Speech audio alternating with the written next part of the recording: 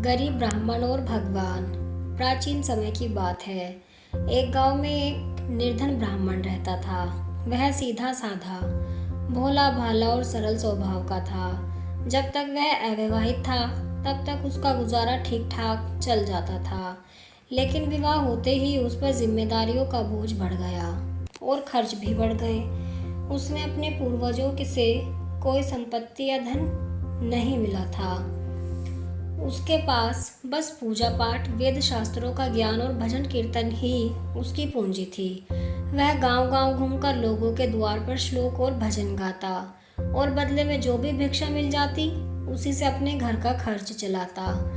कहीं से थोड़ा अनाज मिल जाता, कहीं से फल, और कभी-कभी कुछ भी नहीं मिलता। ऐसे में वह और उसकी पत्नी भूखे पेट ही सो जाते। ब्राह्मणी बहुत सहनशील और सरल स्वभाव की थी। वह कभी शिकायत नहीं करती थी, लेकिन लगातार भूख और अभाव में रहने के कारण कई बार उसे भी क्रोध आ जाता और वह अपने पति को उल्हाना दे बैठती। एक बार की बात है, बरसात कई दिनों तक लगातार होती रही।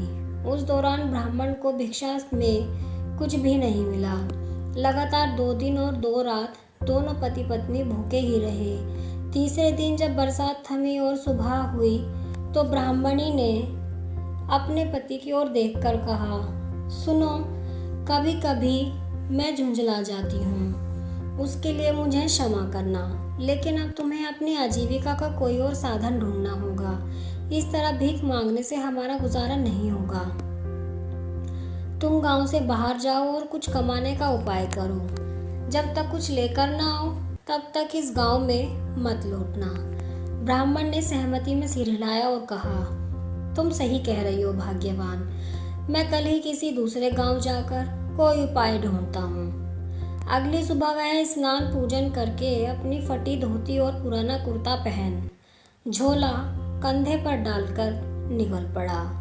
उसकी पत्नी ने विदा करते हुए कहा, जल्दी आना और कुछ कमाकर ही लौटना। जय श्री कृष्ण।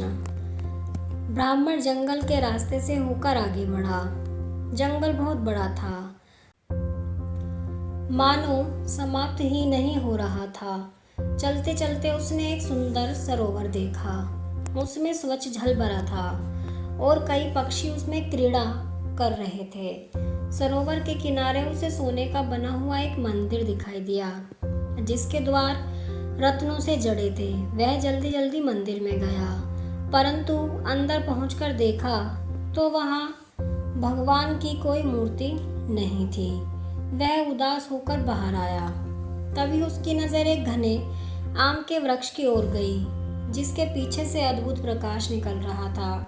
उत्सुकता से वह वहां पहुंचा तो देखा कि चांदी का एक चबूतरा बना है, जिस पर मखमल की चादर बिछी है।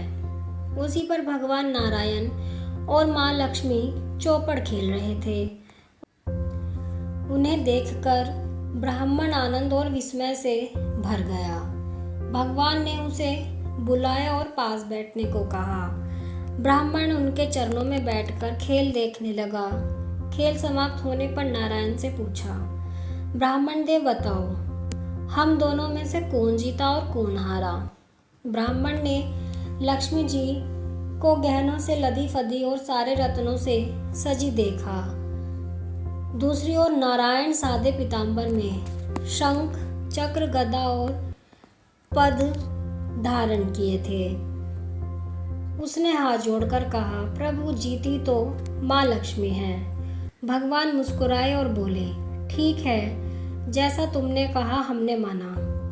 लक्ष्मी जी ने प्रसन्न होकर अपने हाथ का रत्न जड़ित कंगन उतारकर ब्राह्मण को दे दिया। ब्राह्मण आनंदित हो गया और बार बार प्रणाम करता हुआ घर की ओर चल पड़ा।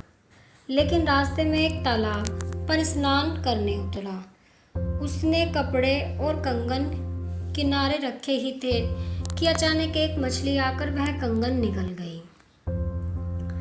ब्राह्मण बाहर आया तो कंगन गायब था। दुखी मन से वह खाली हाथ घर लौटा।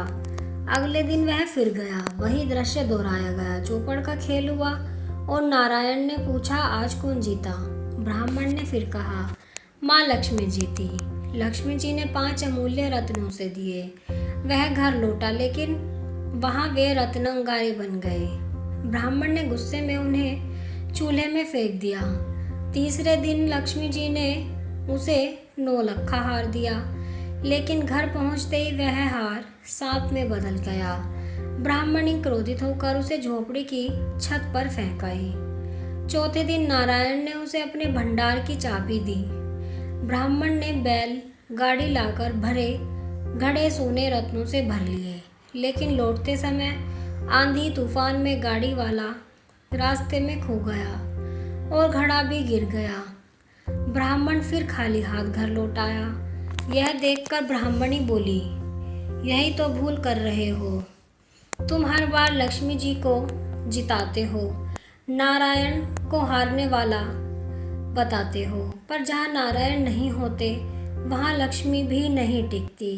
आज मेरी बात मानो और जीत नारायण को बताना। 5वें दिन ब्राह्मण ने वैसा ही किया।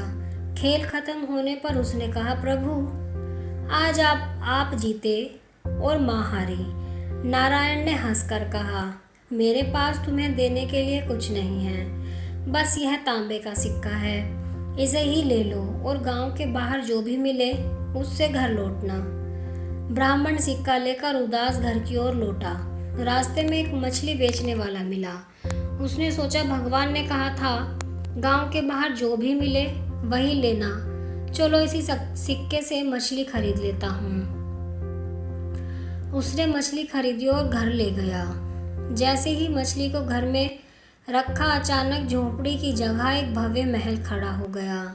हाथी, घोड़े, सेवक सेविकाएं सब दिखाई देने लगे।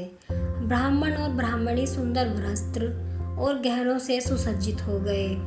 पड़ोसन दौड़ी आई और बोली, बहन उस दिन मैं तुम्हारे चूल्हे से अंगारे लाई थी, उनमें से 5 रत्न मिले, लो इन्हें वापस रख लो। इतना कहकर उसने वे रत्न लौटा दिए। फिर वही बैलगाड़ी वाला भी आया और बोला, पंडित जी आपका माल रास्ते में रह गया था, आइए अब इसे ले लीजिए। झोंपड़ी की छत पर पड़ा 9 लखा हार भी मिल गया और मछली ने वह कंगन भी उगल दिया। अब ब्राह्मण और ब्राह्मणी सुख समृद्धि में रहने लगे। एक दिन ब्राह्मण ने कहा, हमें लक्ष्मी नारायण का धन्यवाद करना चाहिए, चलो उनके मंदिर चलें। दोनों सुंदर वस्त्र भूषण पहनकर मंदिर पहुंचे और दंडवत होकर बोले, प्रभु आपकी कृपा से हम सुखी हैं, हमें कोई ऐसा उपाय बताएं जिससे यह सुख स्थायी हो जाए। लक्ष्मी जी मुस्कुराई और बोली, जहाँ नारायण के नाम का जप होगा वहाँ मैं स्वयं चली आऊँगी, इसलिए लक्ष्मी जी की पूजा से पहले नारायण का स्मरण अवश्य करो। यह कहकर दोनों अंतर्ध्यान हो गए। ब्राह्मण और उसकी पत्नी आजीवन नारायण लक्ष्मी की आराधना करते रहे।